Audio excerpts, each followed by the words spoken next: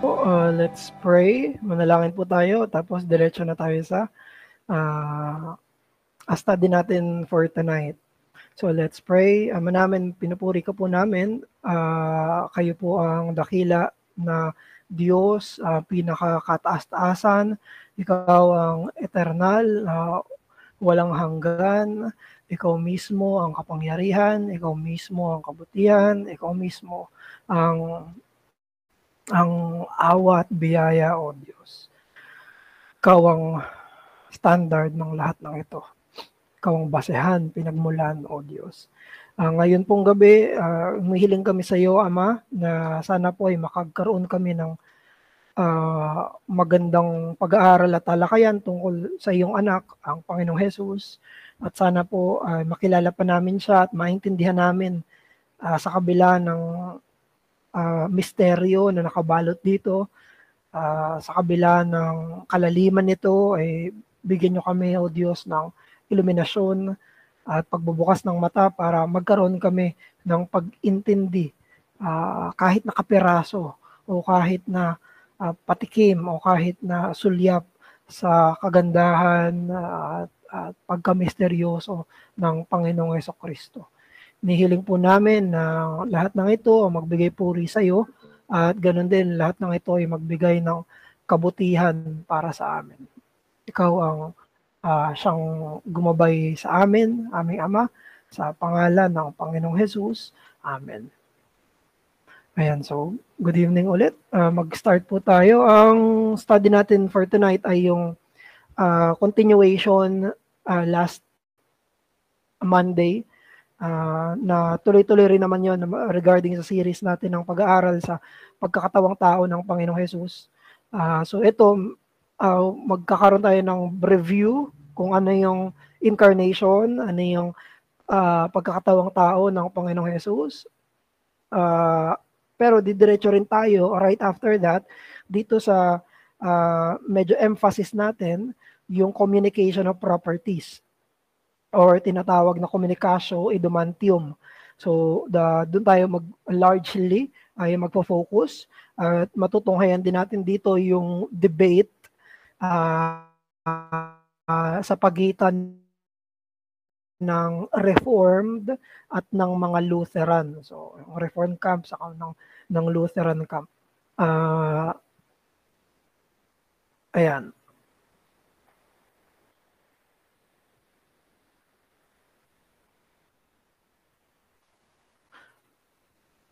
Ayan. So, pupunta po tayo sa pinakasimula. We'll be having a review.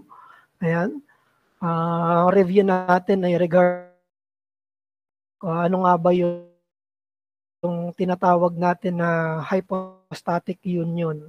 So, pag sinabi natin na hypostatic union, ito yung pagkakaroon ng pagkakaisa ng pagka-Diyos sa kanang pagkatao sa iisang persona ng Panginoong Jesus. So regarding ito sa pagiging united ng divine nature at ng human nature ng person ni Christ. So doon natin tutunghayan, doon natin titignan ano ba yung mga iba pang mga usapin na ito. Ganun din, very important itong doctrine na to para maintindihan natin kung ano yung incarnation, ano yung ibig sabihin nito, gaano kalalim ito, ayan yung mga matutunghayan natin. So sabi ng John 1:14, naging sermon ito kahapon ni Brother PJ sa church. So sabi ng John 1:14, and the Word became flesh and dwelt among us, and we have seen His glory as of the only Son from the Father, full of grace and truth. So punong-puno ng biyaya at ng katotohanan ang pagpersona ng Panginoong Hesukristo, nag-iisang anak ng Ama, siyang nagkatawang tao, yung Logos, yung salita. Colossians chapter 2 verse 9. Sinabi dito, for in Him, in Jesus, the whole fullness of deity dwells bodily. Dun sa pagiging tao niya ay nandoon yung kapuspusan, yung kapunuan, yung pagkakumpleto ng pagka-Diyos. So, Philippians chapter 2, verse 6 to 7. Pinag-aralan din natin ito at pinangaral. Sabi sa Philippians 2, though Jesus was in the form of God, did not count equality with God a thing to be grasped, but emptied himself by taking the form of a servant, being born in the likeness of men. So, ang Panginoong Jesus ay nasa substance, meron siyang substance ng pagiging Diyos.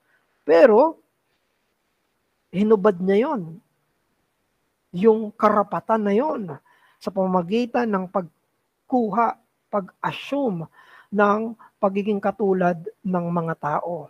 So, ilan lang yan sa mga texts na mababasa natin sa scripture na nagsasalita tungkol dun sa ginawa ng Panginoong Jesus sa kanyang incarnation. Sinabi ni Athanasius regarding this incarnation, Jesus became man and did not come into man, for he did not, as being in a man, dwell in a man, but being God, he became man. And what he was, that he continued to be. But what he was not, that he took to himself. So merong clear na language si Athanasius na sa pagiging Diyos ay naging tao, pero sa pagiging Diyos, nagtuloy siya. Pero dun sa hindi niya pagiging Diyos, that is pagiging tao, yun yung kinuha niya sa sarili niya o kinuha niya para sa sarili niya. So very precise yung language even ni Athanasius. Sabi ni John of Damascus,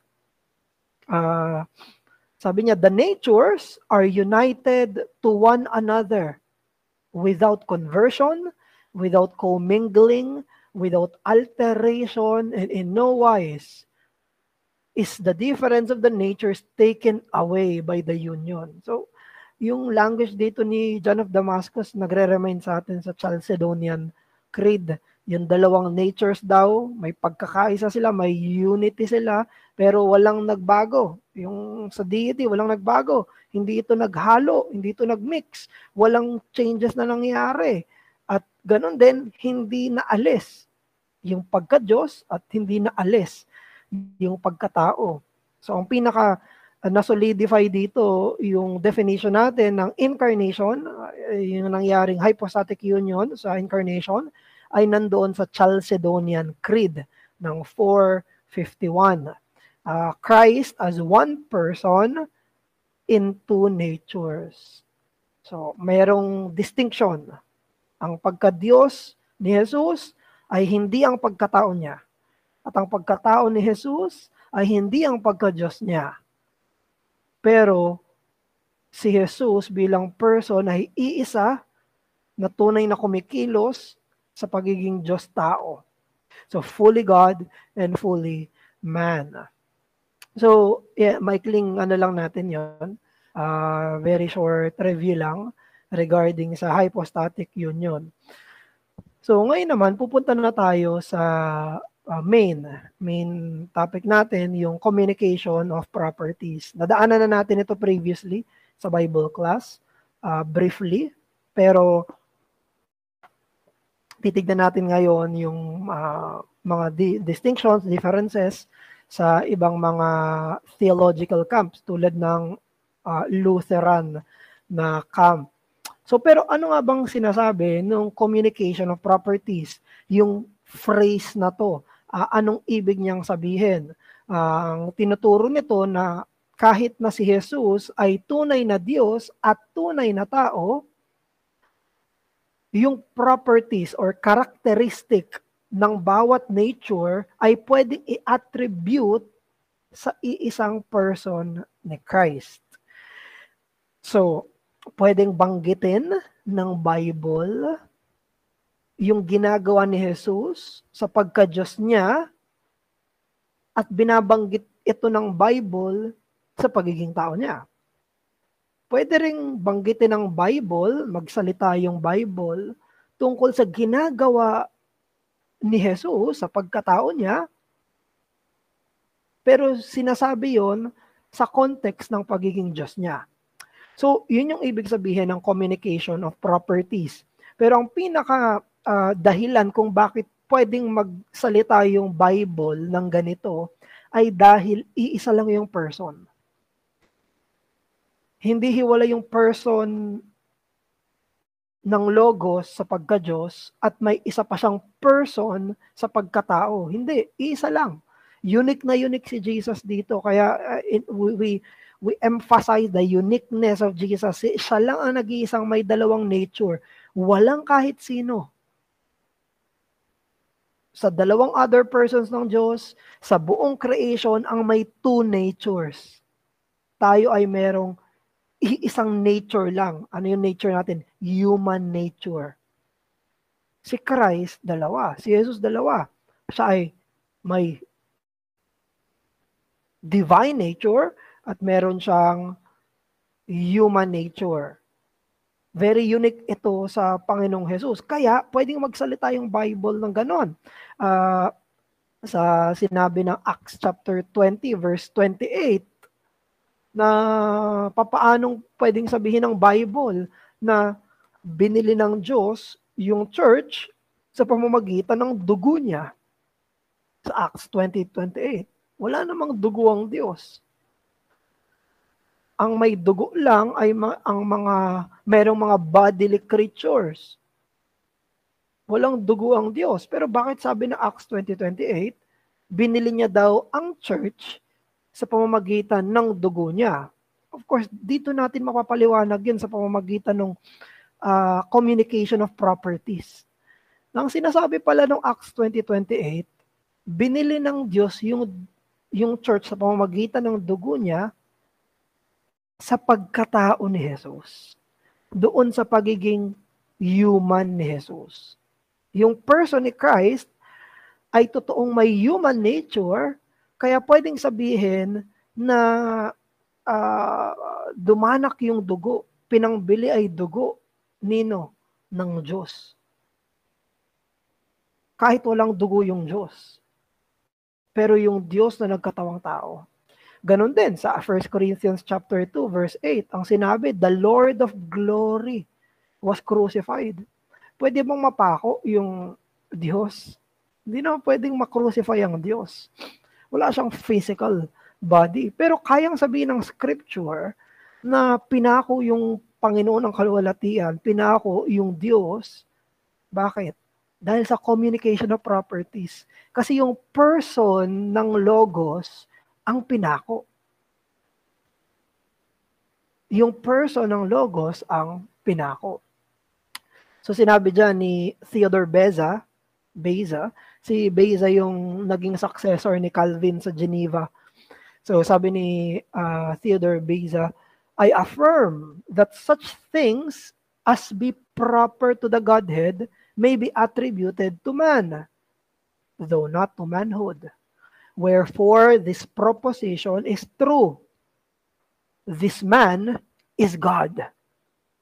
Or this, the eternal word of the Father is man. Now, sinusundan lang ni Beza yung logic ng linguistic ng Bible. Sinasabi na ni Beza na pwede natin sabihin na ang taong ito ay Diyos. Bakit? Kasi totoo yung karpentero, anak ng karpentero, na kumakain ng isda na nahawakan ng mga disipulo, nakasama nila matulog, kasama lumaki ng mga kapitbahay, nakalaro ng mga bata, pwedeng sabihin ng scripture na siya ay Diyos. Bakit? Kasi yung person, nung pagkatao na yon ay walang iba kung hindi ang divine person ng Logos. The eternal word of the Father is man. So, for example, sa Confession of Faith, kayang sabihin niya ng confession. Actually, ang confession kunyari yung Westminster Confession of Faith, maging yung Savoy, tapos itong 1689 Confession natin, lahat sila in-echo nila itong Chalcedonian Creed sa atin, sa 1689 Confession of Faith. Sabi dito, Christ in the work of mediation act according to both natures, by each nature doing what is proper to itself. Yun ang pagkakasabi ng confession.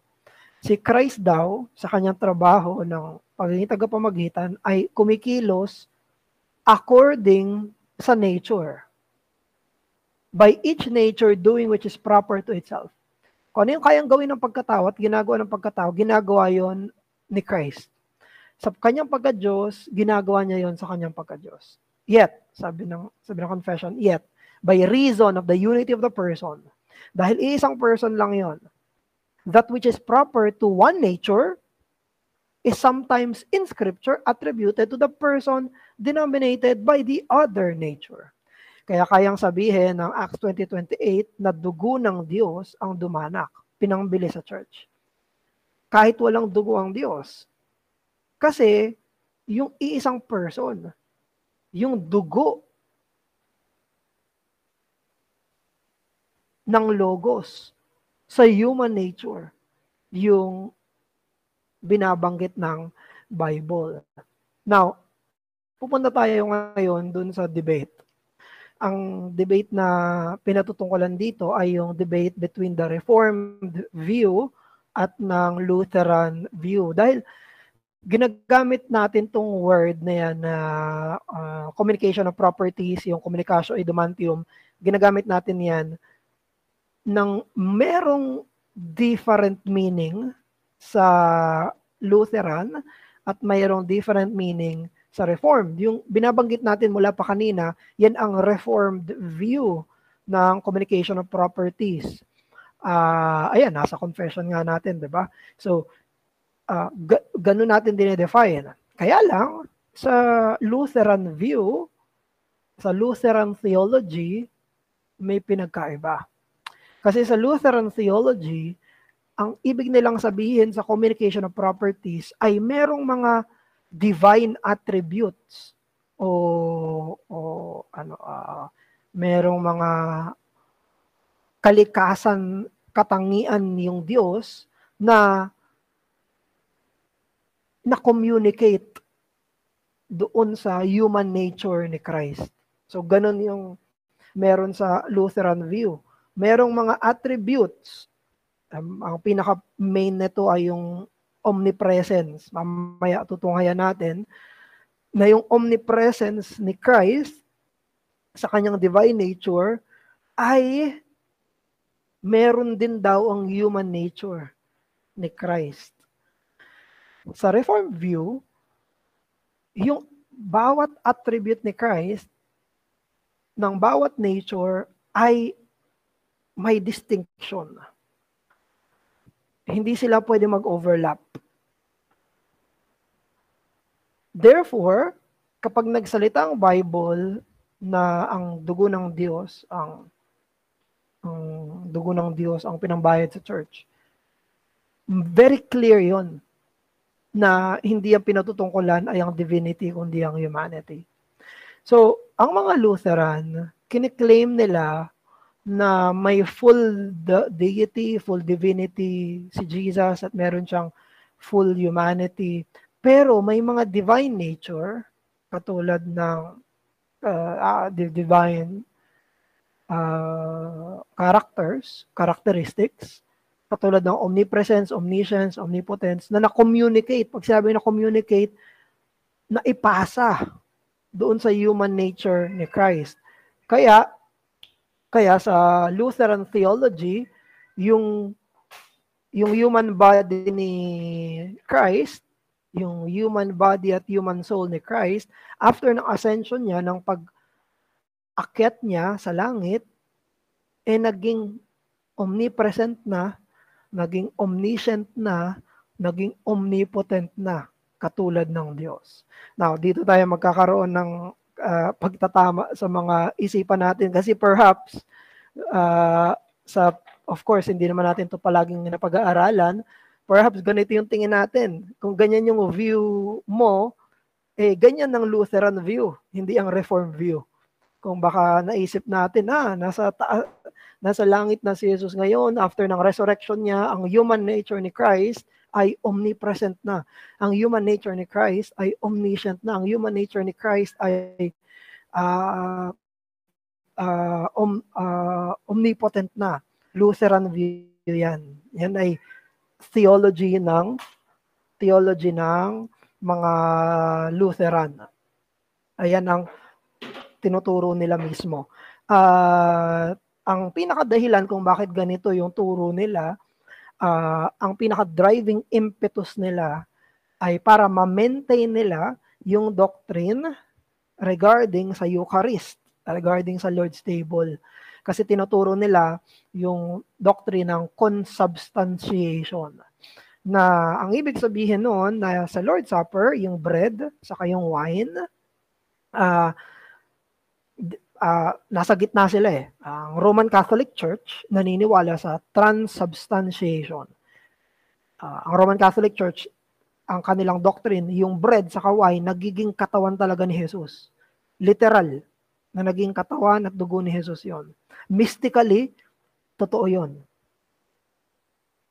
Yun yung transubstantiation ng Roman Catholic Church.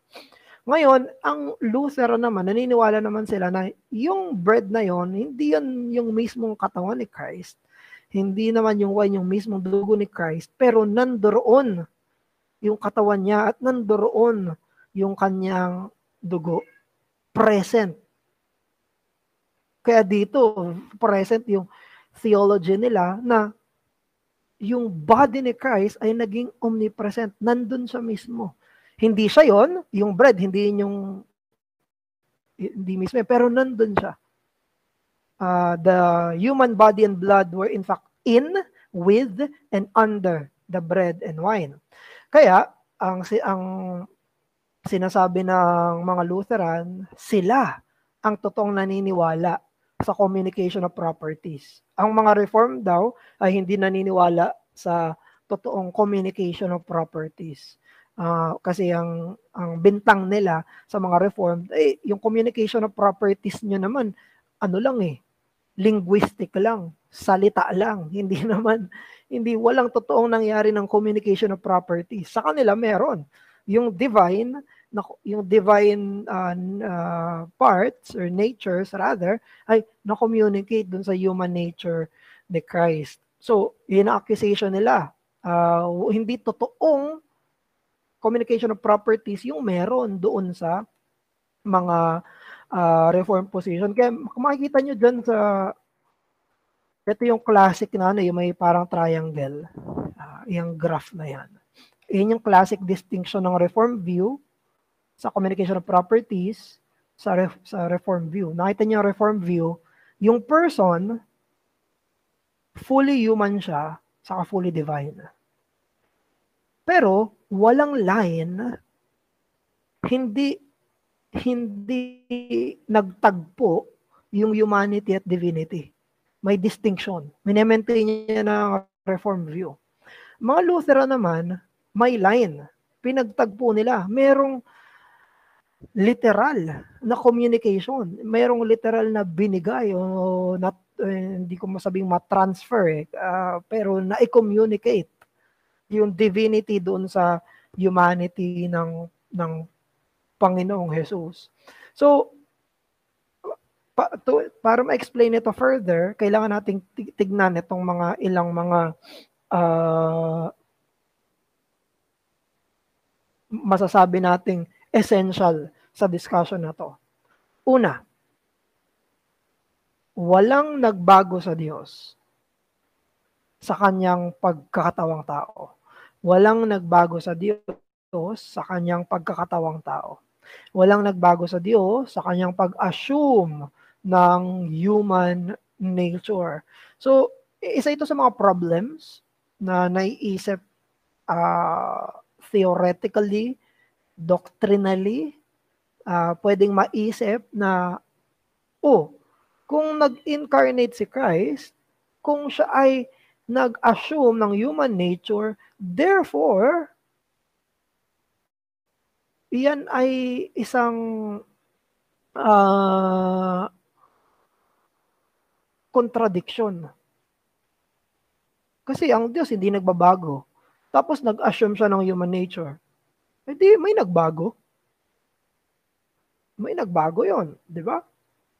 Yan ang problem na kinakaharap when it comes to explaining yung incarnation. Pero, ang traditional position, ang traditional na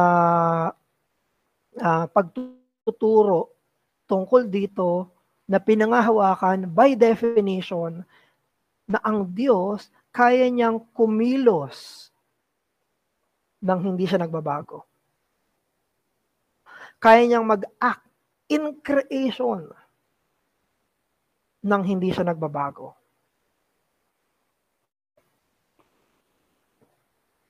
Sa lahat, hindi lang sa hypostatic union. Kasi hindi nag-act si God in history. May ginagawa siya.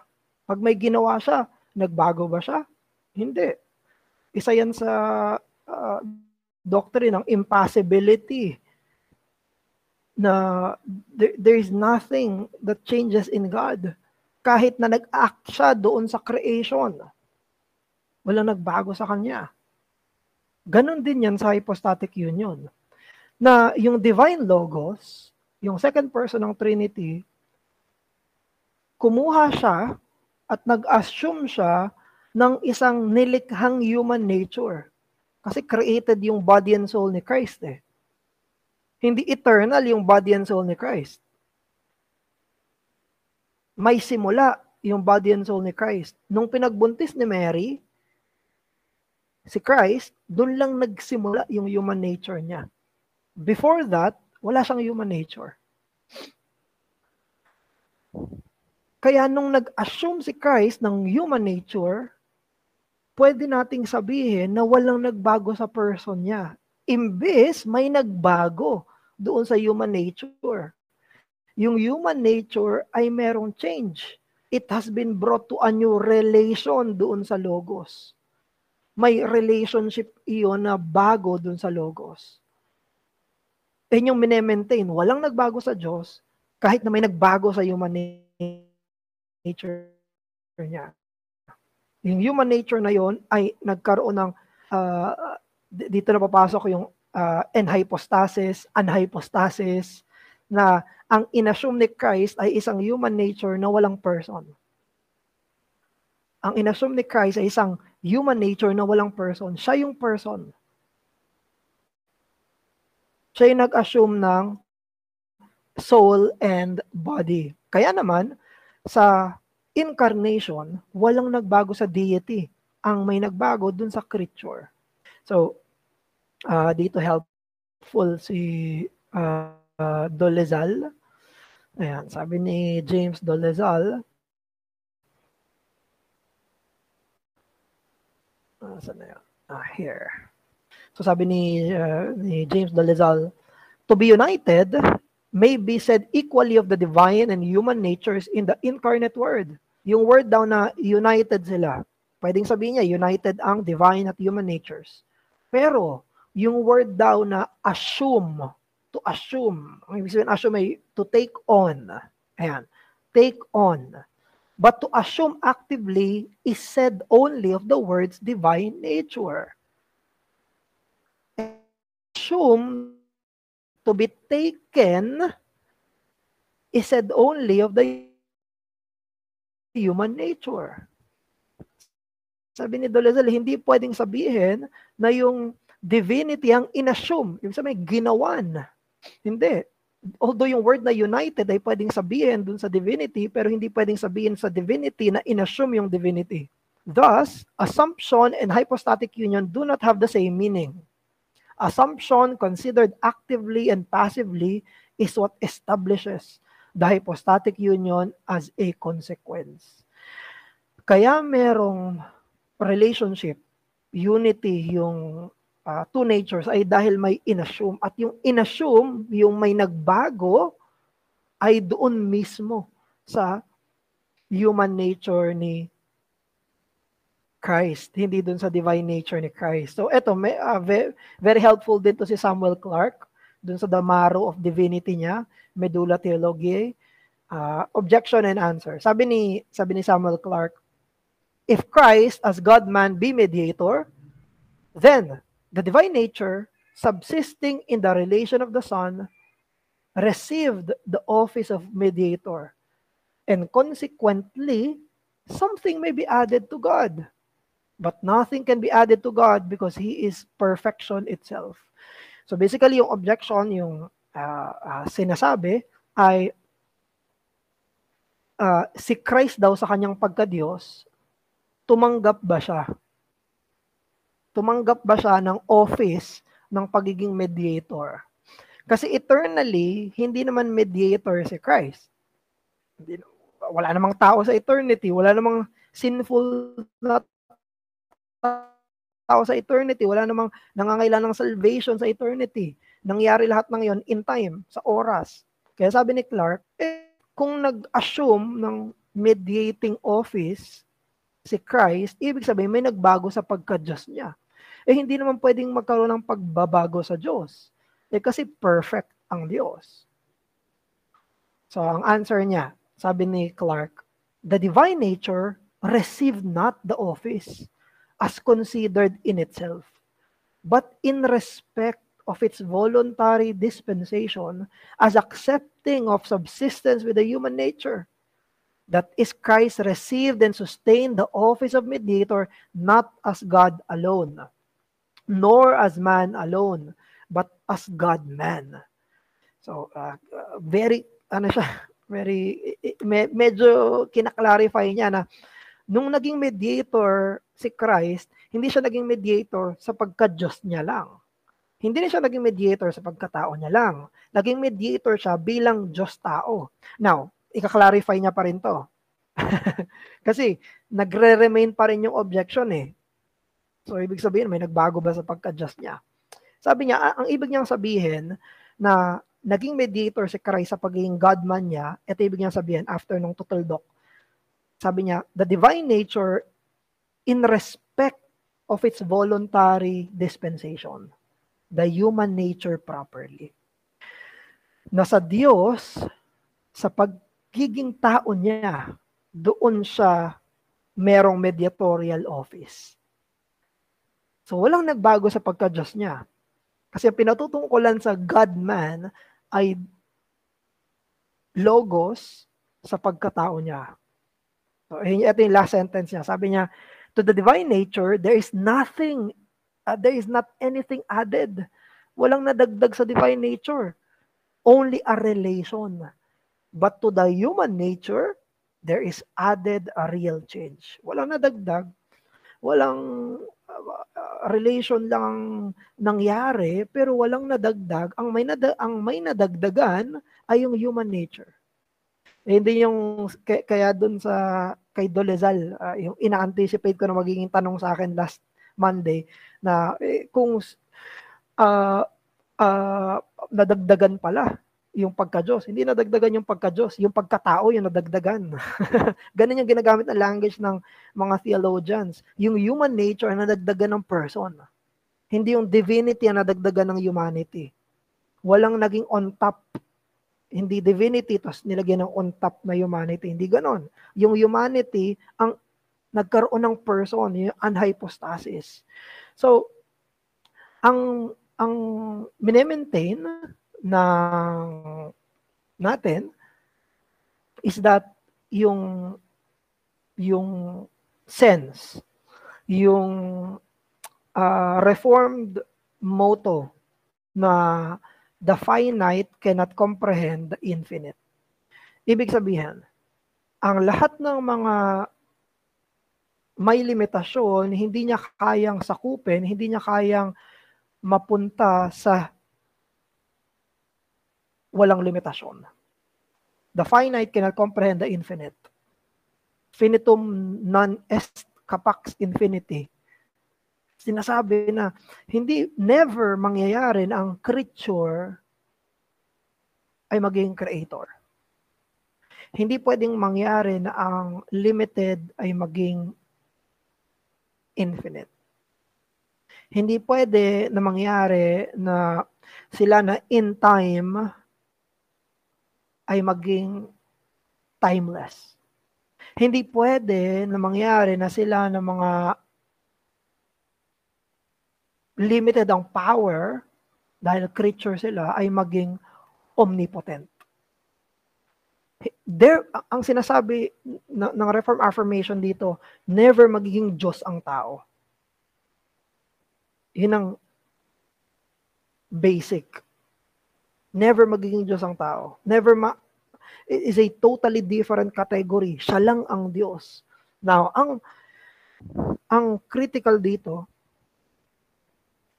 ang pinangahawakan ng Reformed theology ay maging sa hypostatic union ni Christ. Totoo yun. Yung the finite cannot comprehend the infinite, ayan, maging sa hypostatic union, totoo yun.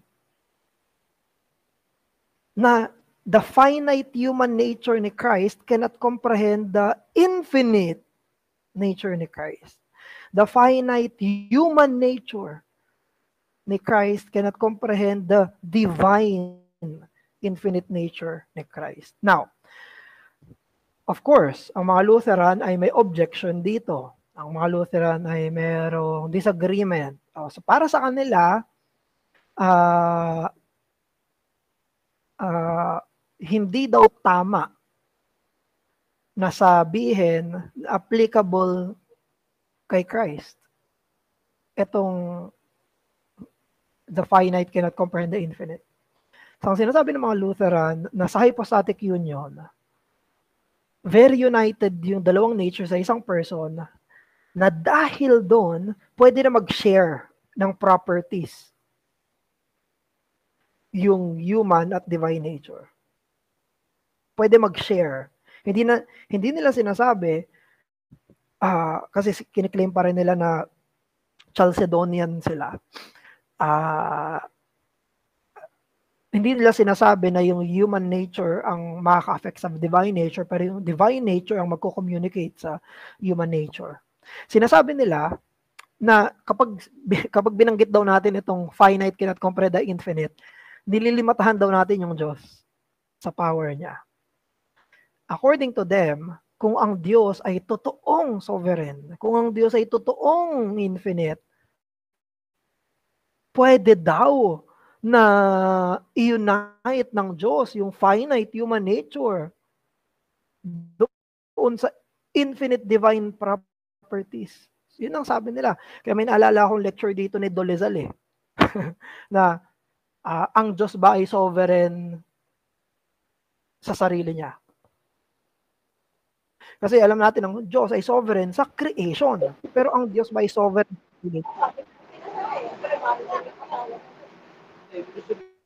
So, ang ibig sabihin nun, na ang Diyos ba, kaya niya bang may kontrolin, may baguhin sa sarili niya? Sabi ni Dolezal. Sabi niya, hindi. Hindi pwede mangyari yun.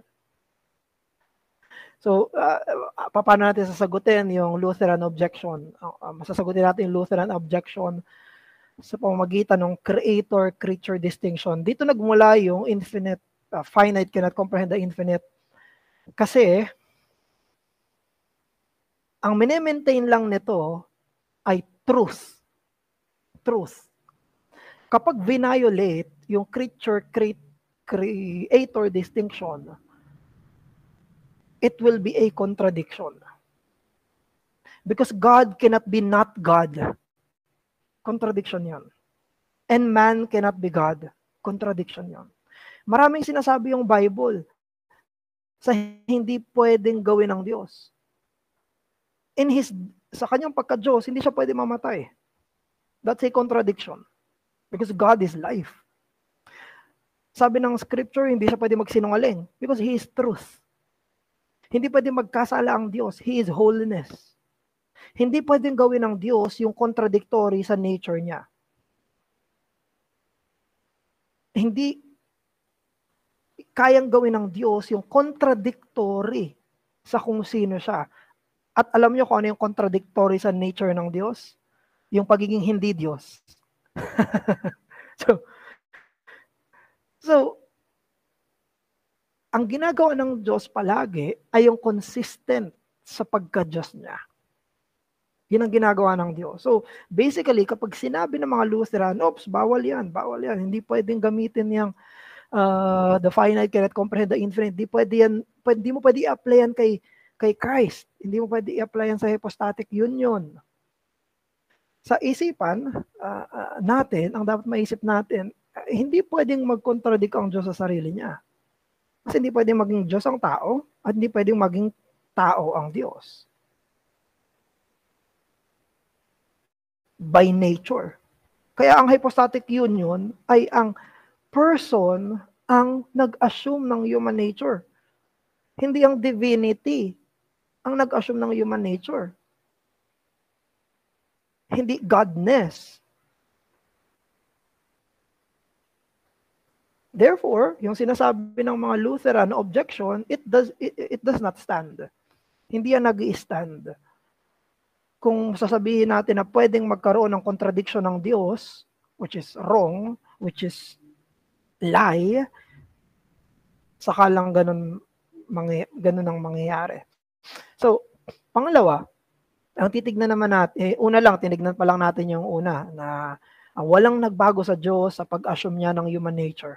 Yun yung sinasabi ng Chalcedonian Creed. Pangalawa, ang titignan natin, paano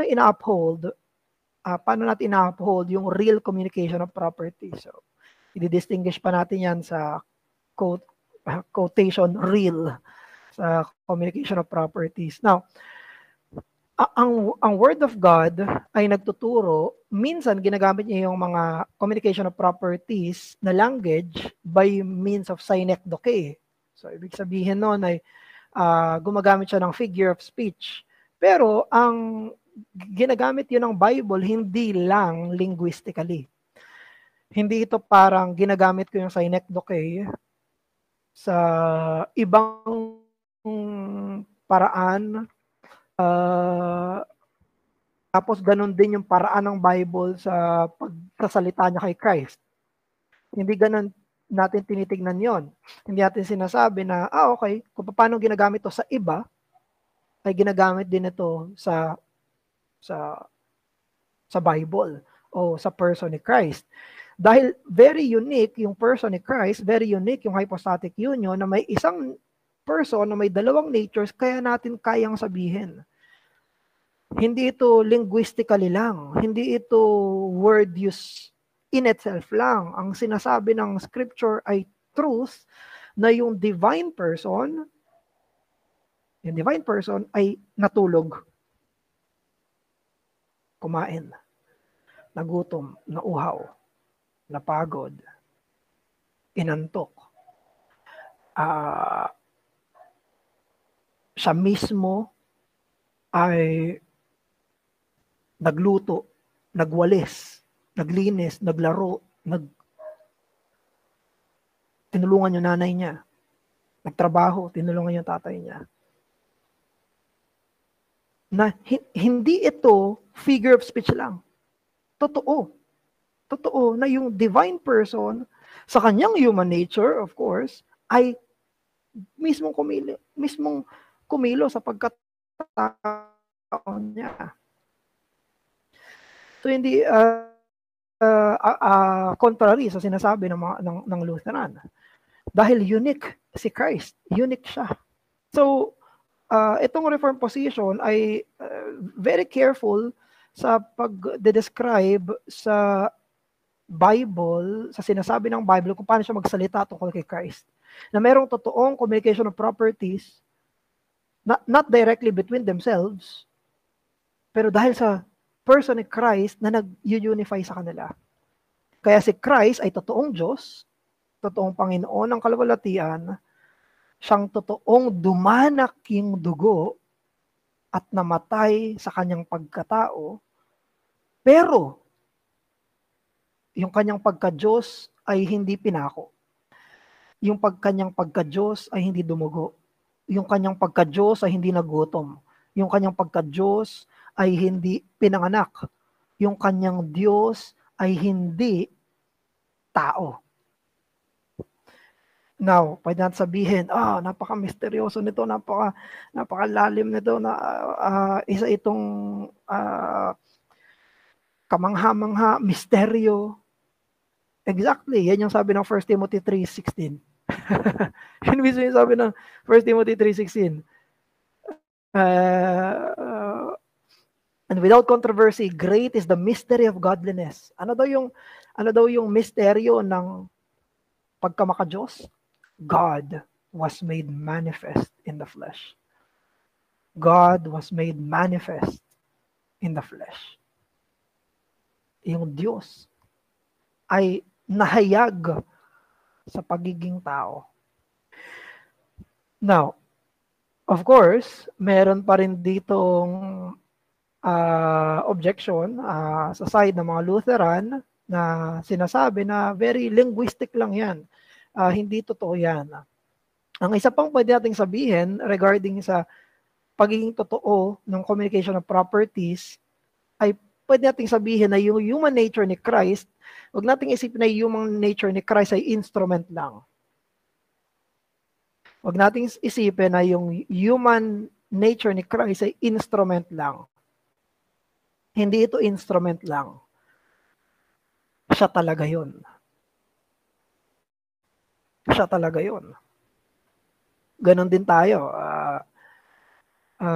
Yung human nature natin ay hindi part natin. Tayo mismo yun.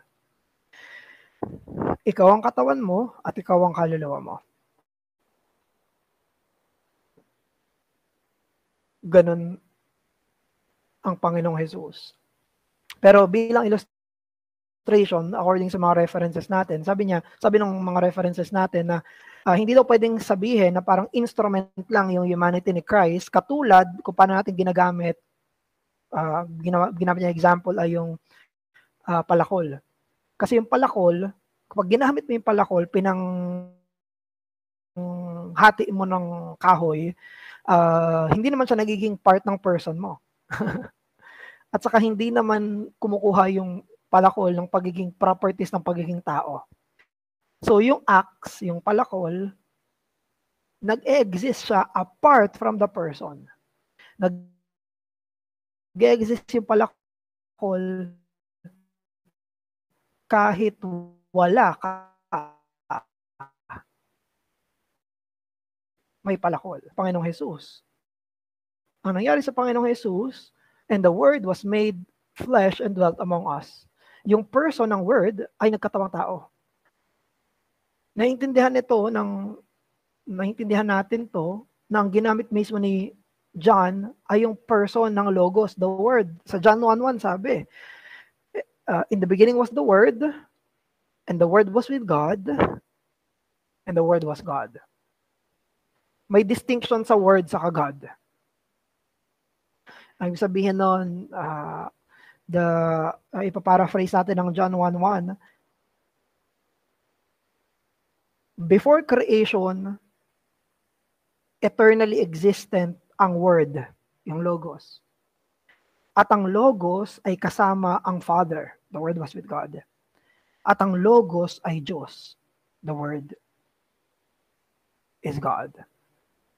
So yung second clause at third clause ng John 1:1, iba yung pagkakagamit ng word ng God doon.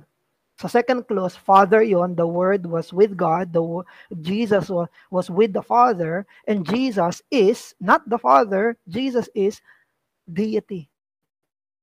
Siya ay Diyos. So, nung binanggit niyo sa John 1:1, ang sinabi sa John 1:14, yung Word, yung person ng Word, siya ang naging nagkatawang tao. Ang nag-assume ng human nature ay yung particularly ang Logos. Therefore, walang hanggan, eternally hindi sa paraan ng description natin sa Diyos, kung hindi eternally in a creaturely language, God-man si Jesus. Forever God-man siya. Simula nung nag-kinonceive siya, hanggang sa walang hanggan, God-man si Jesus. Hindi natapos yung pagka-Diyos at pagkatao niya, united. Hindi ito natapos sa kanyang resurrection, dito natapos sa kanyang ascension, eternally. So, kailangan natin isipin, kahit ano yung ginawa ni Jesus sa kanyang pagkatao, yun ay ginawa ng Logos himself. So, kinaklarify, hindi ang kumilos yung pagkatao. Hindi to ginawa ng pagkatao niya. Hindi ganon. Siya yung gumawa mismo nito. Ito yung relationship ng person sa kanang nature. Tayo, kapag may ginawa tayo, may decisions tayo, decision natin yon. Hindi natin pwedeng isisi sa nature natin yon. Hindi natin pwedeng sabihin, tao kasi ako eh. Hindi, ikaw yun, nag-decision ka. Hindi mo pwedeng sabihin nature, kasi nature ko eh. Hindi. Ang nag-act, ang nag-decide, ang kumilos, i-attribute yun sa isang pangalan. Pag may ginawa ako, ginawa yun ni Joseph. Hindi yung ginawa ng pagkatao ni Joseph. Si Joseph ang may gawa nun. Si Christ, ginawa niya yon. Kaya kahit anong mangyari sa human nature niya, kahit anong kilos niya sa human nature niya, at anong gawin sa kanya sa human nature niya, ginawa yon ng Logos. At ginawa yon sa Logos. So, ang isang example nito ay yung kamatayan niya. Sa kamatayan niya mismo, sa kanyang pagka-Diyos, he cannot suffer. He is infinitely blessed. Never nag-suffer ang Diyos sa pagka-Diyos niya. Never nalungkot ang Diyos sa pagka-Diyos niya. Never lumuha ang Diyos sa pagka-Diyos niya. He is infinitely joyful, blessed. At ang bawat person ng Diyos, Father, Son, and Holy Spirit ay impossible sa kanyang sarili. Now, kaya pag nag-suffer si Christ, ayan, dito tayo magiging technical. Pag nag-suffer si Christ, nag-suffer siya properly sa kanyang human nature. Hindi sa kanyang person. Medyo very technical ito ha. Though his person and human nature do not really differ insofar as they are not dividable. Hindi pwedeng i-divide yung person sa human nature niya.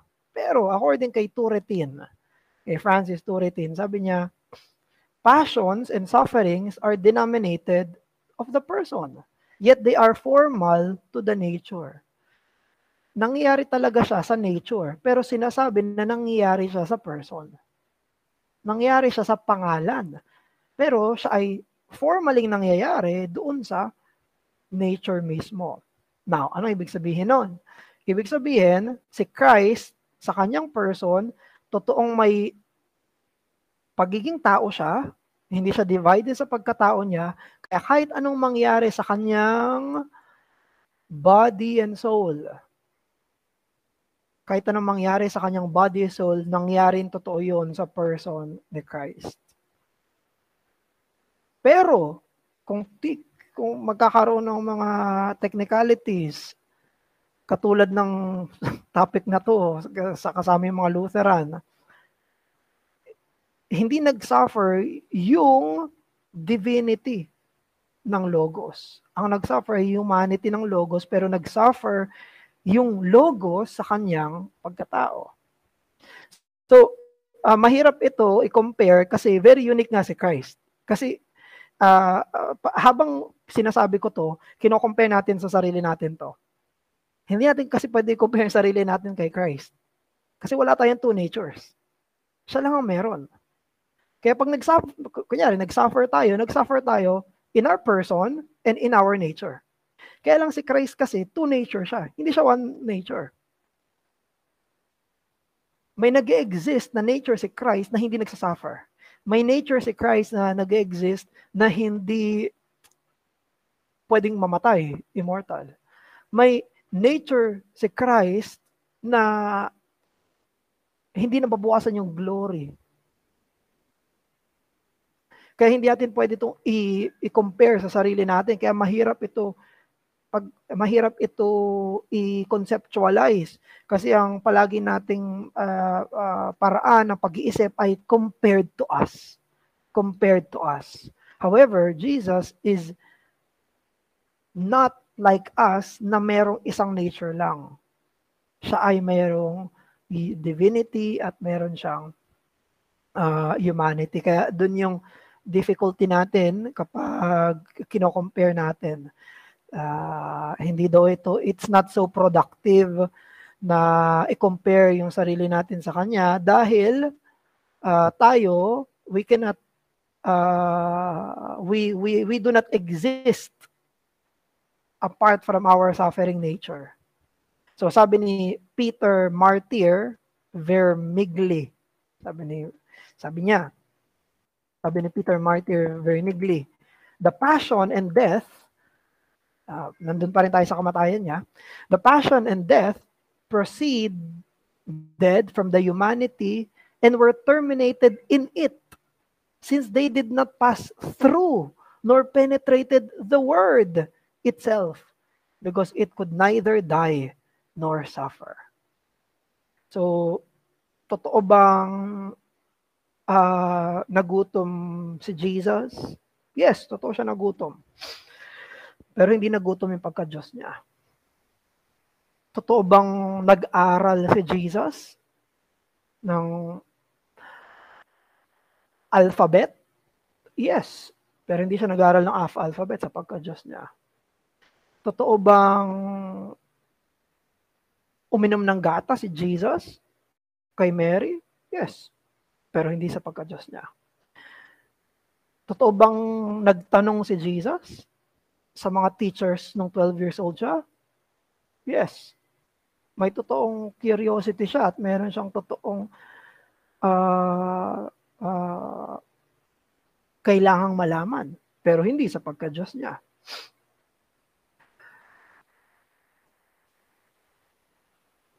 Totoo ba na sinabi ni Jesus na hindi niya alam kung kailan siya darating? Totoo. Nung sinabi niya sa Bible, pero hindi sa pagka-Diyos niya. Totoo ba na nung dinuruan si Jesus, nung nasa trial na siya, totoo bang naramdaman niya yon? At meron siyang pagiging degrading na naramdaman noong mga panahon na yon? Yes. Pero hindi sa pagka-Diyos niya. Totoo ba na nasaktan siya nung pinapaho niya siya sa krus at naghihingalo siya? Yes. Pero hindi sa pagka-Diyos niya. Totoo. So it's true na nangyari sa kanya yon. Pero, sabi ni Peter Martyr, it terminated sa kanyang human nature. It did not pass through and penetrated the word itself, yung divine logo. So, now, tatapusin na natin to dito. Ano yung relevance nito sa Christian life natin? So, meron tayong 7 na relevance nito sa ating Christian walk, sa ating Christian life. Una, mas naiintindihan natin yung role ni Christ bilang isang mediator. Mas naiintindihan natin yung role ni Christ bilang tagapamagitan natin. Kasi pag ngayong pinag-aaralan natin to, ngayong nagkakaroon tayo ng panahon para mag-isip, panahon para tignan kung ano mismo yung sinasabi ng scripture, ano mismo yung nangyayari doon sa kanyang incarnation at hypostatic union. Nakikita natin kung ano yung pagiging mediator mismo ng Panginoong Jesus. Sinabi ng 1 Timothy 2:5, there is one mediator between God and man, the man, Christ Jesus. Na totoo siyang isa. Totoo siyang isang person. Totoo siya na kaya niyang pumagitna dahil siya'y totoong Diyos at siya'y totoong tao. Pangalawa, makakatulong to paano natin babasahin ang Bible about Christ. Kasi hindi natin pwede takasan yun eh. Pag binasa natin yung Acts 20:28, pag binasa natin yung 1 Corinthians 2:8 kanina, pag binasa natin yung Jude, dalawa pwede natin gawin na mali. Pwedeng baliwalain natin yon, pwedeng ma-misinterpret natin yon. Dalawa lang. Pwedeng sabihin natin, hindi ko ito papansinin, hindi ko muna ito titignan. Okay lang naman yon temporarily. O kaya naman, pag binabasa natin, mami-misinterpret natin siya. Pwedeng magiging view natin doon, kenoticist, magiging view natin doon, Lutheran, magiging view natin doon, baka pwedeng heretical. So, important siya para maintindihan natin kung paano magbasa ng tama ng Bible. Kaya binasa natin Acts 20:28 na sinabi na binili ng Diyos ng sarili niyang dugo. Okay, meron na tayong framework. Okay, binili ng Diyos, yung Diyos doon ay ang second person at yung second person sa kanyang humanity. Ibig sabihin, dugo talaga ng Diyos yon kasi dugo yon ng Logos. Pero hindi yun dugo ng Logos sa kanyang divinity, dugo yun ng Logos sa kanyang humanity. So meron tayong framework para mabasa natin ang Bible. Isa yun sa mga binabanggit natin, di ba? Pag nagbabasa tayo ng Bible, hindi totoong wala tayong mga presupposition. Pag nagbabasa tayo ng Bible, meron tayong bit-bit palagi. Ang tanong, tama ba yung bit-bit natin? Tama ba yung salamin natin pag nagbabasa tayo ng Bible? Or hindi.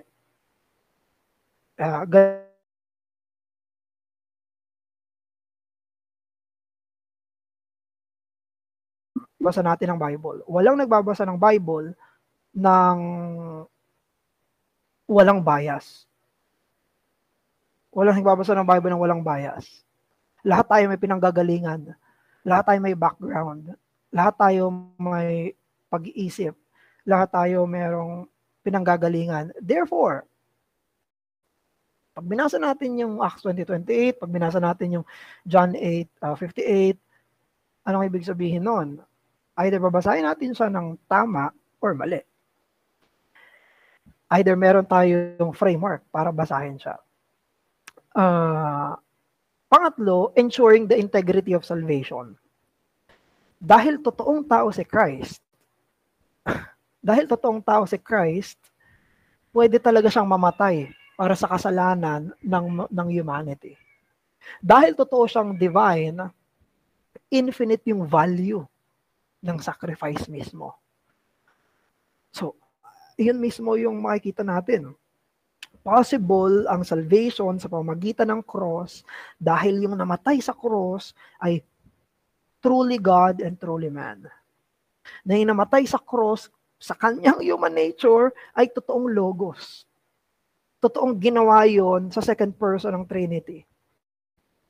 Therefore, we have salvation. Kasi kung hindi yun ginawa sa second person ng Trinity, walang value yon. Walang infinite value yon. At kung hindi totoong humanity, hindi tayo kayang i-represent nun.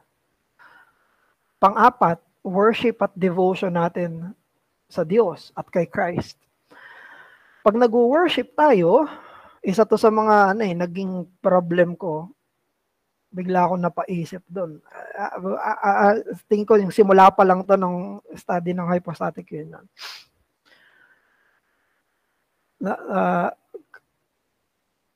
Kasi may totoong humanity si Christ, di ba? May totoong humanity si Christ.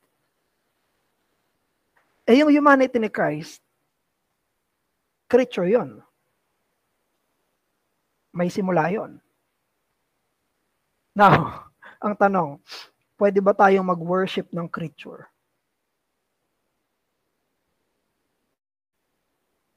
Hindi ko kayo nakikita ngayon kung Bible class to pagtatasin ko kamay.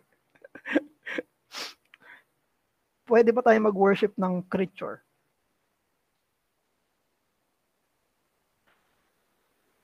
No? Paano yun? Created yung human nature ni Christ. May simula yun Totoong body yun totoong soul yun Ano pa natin? Specific, pwede ba tayong mag-worship ng tao. Pwede ba nating sambahin ng tao?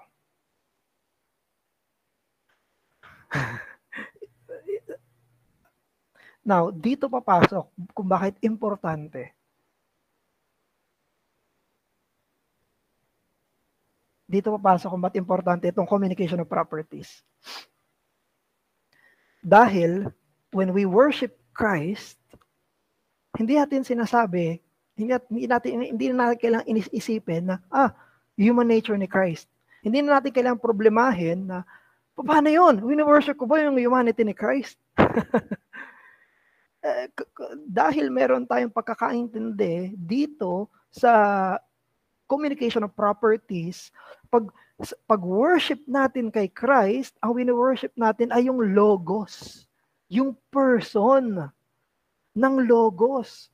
Hindi natin wini-worship yung kanyang katawan, yung kanyang kaluluwa. Ang wini-worship natin ay yung person ng logos. Yung kayang sabihin mismo nung nag-resurrect si Christ, nag-resurrect na si Christ sa Matthew 28, yung mga disciples worshiped Him. Winworship nila. Yung Panginoong Jesus nung nag-resurrect siya, bakit nila winworship si Jesus? Dahil alam nila na itong kaharap namin, kahit na mukhang tao, siya ay Diyos. Na siya yung person ng Diyos. Kaya nung sinabi ni Jesus later on na you'll baptize in the name of the Father, the Son, and the Holy Spirit, hindi yun walang context. Tinuro niya na yun previously at tinuro niya na rin yun after resurrection. Nung sinabi niya na baptize in the name of the Father and of the Son and of the Holy Spirit, alam nila yun. Nung tinanong ni Philip, di pa namamatay si Jesus, sabi ni Philip, sinabi ni Philip kay Jesus, kontento na kami, Master, kontento kami kung ipapakita mo sa amin ang Ama. Pero sabi ni Jesus, ang tagal niyo na akong kasama, hindi niyo pa rin ba nakikilala ang Ama? So here, meron tayong unified worship of Christ na hindi natin dinidivide, hindi natin kailangan mag-divide sa isip natin, i-worship ko ba si Jesus sa kanyang humanity o divinity? Hindi natin kailangan gawin yun. We worship the person. You worship the person of the Father, you worship the person of the Son, and we worship the person of the Holy Spirit. We worship the triune God. Ang wini-worship natin ay ang Trinity. 3 persons. 1 essence. Sa prayer natin, pag nagpe-pray tayo, alam natin na makaka-relate si Jesus sa atin, sa kanyang humanity. Kaya siya ay sympathetic high priest. Hebrews 4 verse 15. Pero ganun, pag nagpe-pray tayo, alam natin na may sa kanyang divinity, kaya niyang i-answer yung prayer natin.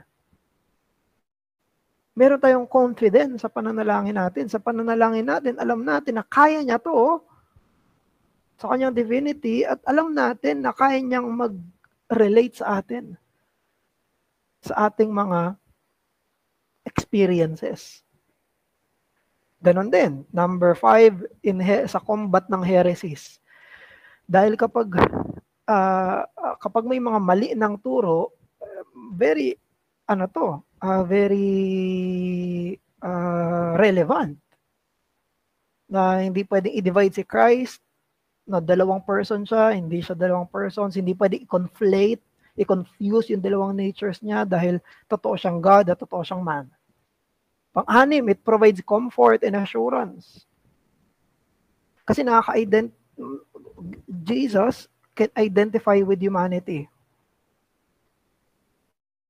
We have comfort na fully experience si Jesus yung human life. Yet, sa kanyang divine nature, ine-ensure nun na sinless siya. Impeccability yun last 2 Mondays ago. Pag nagsasuffer tayo, na-assure natin na si Jesus nagsuffer din. Hindi siya hindi nagsuffer. Naalala ko yun nung nag-devotion before, at reading yata ng Mark. may isang member na nagsabi, di ko maalala kung sino. Sabi niya, pag nagsasuffer daw tayo, ang kailangan nating alalahanan ay yung suffering ni Christ. Ganun natin dapat isipin. Itong suffering ko, hindi ako mag-isa nito. Kasi may nakaranas nito. Naranasan to ng Panginoon ko. Naranasan niya yung sakit, naranasan niya yung pagdurusa. He is a compassionate Savior. Ganon din, lastly, sa ating Eucharistic theology, ang ibig lang sabihin ng Eucharist ay Lord's table or Lord's Supper, na sa Lord's Supper, unlike sa Lutheran, hindi kailangan yung humanity ni Christ ay nandun mismo sa bread at wine, hindi katulad ng Roman Catholic theology at Lutheran theology, kung hindi, alam natin covenantally, spiritually, kasama natin siya. Doon mismo sa pag-partake natin ng Lord's table. Siya mismo. Kaya ang word ay covenantally. Kasama siya. I am with you. Sabi ng Matthew 28. Sabi naman ng 1 Corinthians chapter 10, we have fellowship with God. Pag nagpa-partake tayo ng Lord's Supper. So, may totoong presensya niya kapag tayo nagpa-partake ng Lord's Supper. Without saying na may transubstantiation ng Roman Catholic Church, without saying may consubstantiation katulad ng Lutheran Church. So itong pag-aaral natin ng communication of properties, it deepens our understanding sa person and work ni Christ. Ina-assure nito tayo na relatable. We are relatable because of the humanity of Christ and He is powerful as God. At ganun din, in-emphasize nito yung unity ni Christ sa lahat ng aspect ng faith. Scripture, worship, sacraments. And so para sa mga references, I can give the other references if you want to read it yourself. May mga online akong chinek na mga references dito. So pwede ko siyang ilagay dito sa